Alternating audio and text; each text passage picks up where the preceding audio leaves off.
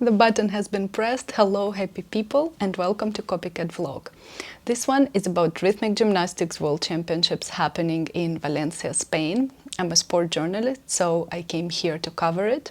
I went to cover the same event, World Championships, last year in Sofia, Bulgaria, and it was amazing. I will put a link so you can see it if you're interested. This one in a way is very special. I'm based in Madrid and I was just a train away to come here from Madrid to Valencia.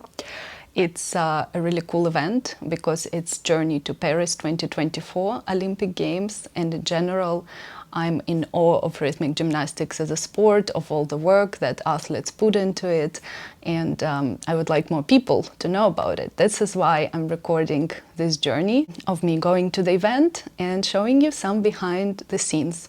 Hope you will enjoy. Let's go! Let's start from the very beginning. This is my little companion, my luggage, and this is Chamartin train station in Madrid, where I took my train from. I'm keeping the original sound because you can hear someone screaming Antonio, which is funny and very Spanish. And here I am, just about to get on my train. I always arrive super early just because I'm afraid I won't get it. And here I am, waving to all of you. In the next shots, I will just sit in the train and I invite you to join me and just to meditate and enjoy some music. Had to leave my coffee on the ground, hard life of being a vlogger.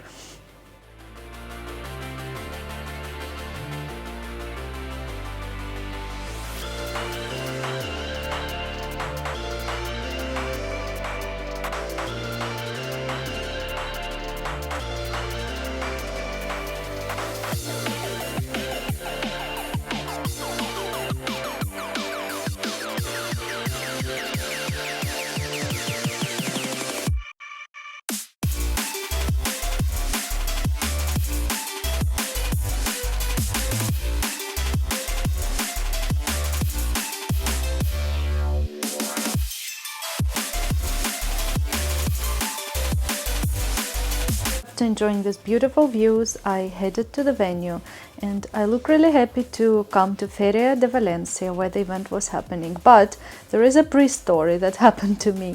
Actually, when I googled the venue and was checking about the event, everywhere it said that it will happen in Conde Casal Arena. So my hotel was booked there, and in the end it was in a different venue, which is 20-minute drive. But here I am. As you can see, it looks like an mall. There were signs everywhere that said mall. Not sure why they put mall, but actually it's a pavilion where such events as Rhythmic Gymnastics World Championships are being held.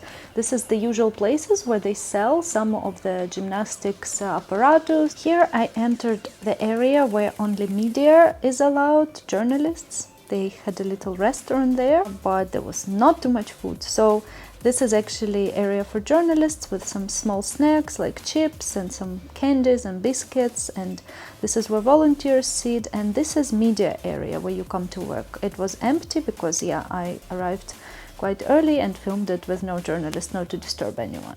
At this spot the most important people sit, the judges. On this screen you see the list of countries that are about to compete or qualify, very handy.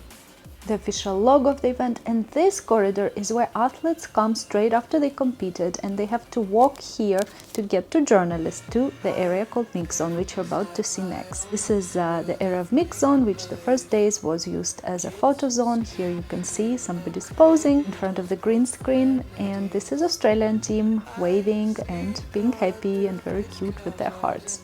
I noticed that all girls from Rhythmic Gymnastics really enjoyed their photo shoots, and this is again Media Pavilion, and here is Team Japan.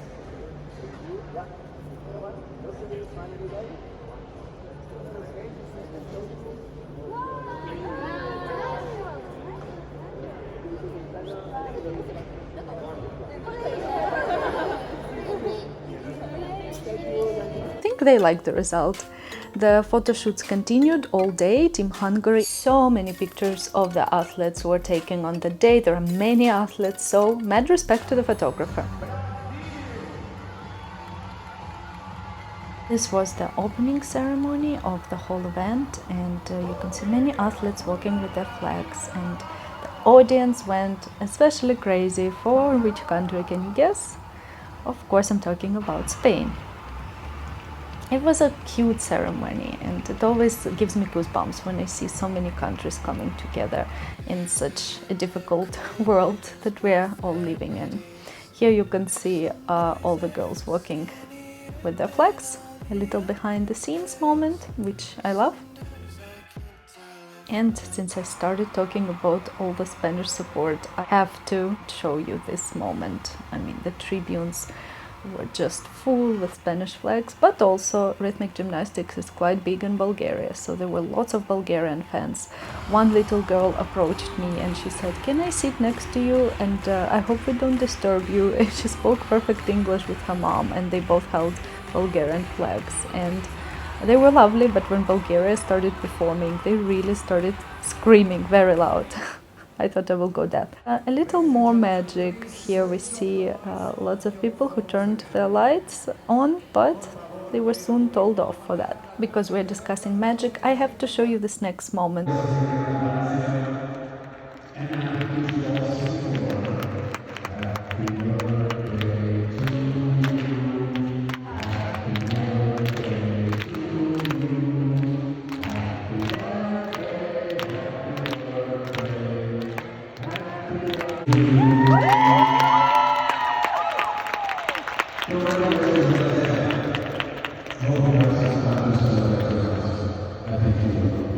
I love the competition, but I also enjoy practice days. You get to see what shape athletes are in, and what's very interesting is that some athletes are really amazing during practice, but then when it comes to competition, it's really hard to gather yourself. Sometimes stress or nerves kick in, and yeah, it's understandable. But at the same time, there is the opposite. Sometimes people aren't that great during practice, but they give it all during competition. I would say it's somewhat a skill. You know how there are people who can do their exam studying just one night before, and then they go and nail the exam. So maybe that's different, but I see some kind of comparison. Here I recorded individual gymnasts training, and it's really impressive. There are different apparatus, hoop, ribbon, clubs and ball. But this is the group already, and group is even more impressive in a way because they're using all different apparatus. In this case you can see hoops and you can see cameramen behind it. This is Italian, Team Italy routine here. At the last World Championships in Bulgaria, they didn't earn a spot to go to the Olympics. In Valencia they finally did, and that celebration was amazing. So congratulations to them and to other teams that did so. And this area is called kiss and cry. It's the same term from figure skating, and this is where athletes sit together with their coaches after they competed, and they wait for their scores. It's 11 p.m. and I'm alone, almost alone, in this abandoned mall, and I'm just about to get a taxi and head to the hotel. So it's such a long walk to the entrance. This is literally what I'm walking through. This is a heart. I recorded this the next day just to show you the contrasting view, how the mall was before the event started and how it became with people. This is again me walking, and this is one of my favorite moments, Team Spain celebrating that they got Olympic quotas. Let's just watch.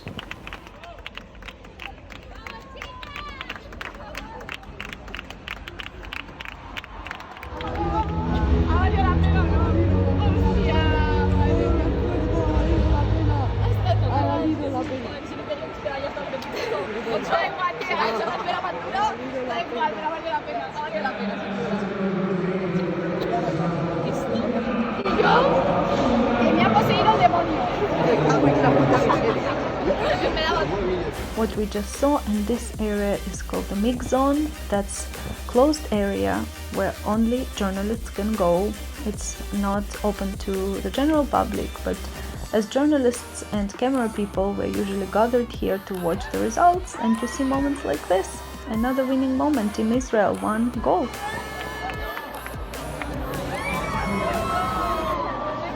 athletes come to the mix zone to be interviewed, and usually that's where we take photos. This is one of my favorite photos, little girl, little Team Brazil's fan, looking at her idols, inspiring new generation.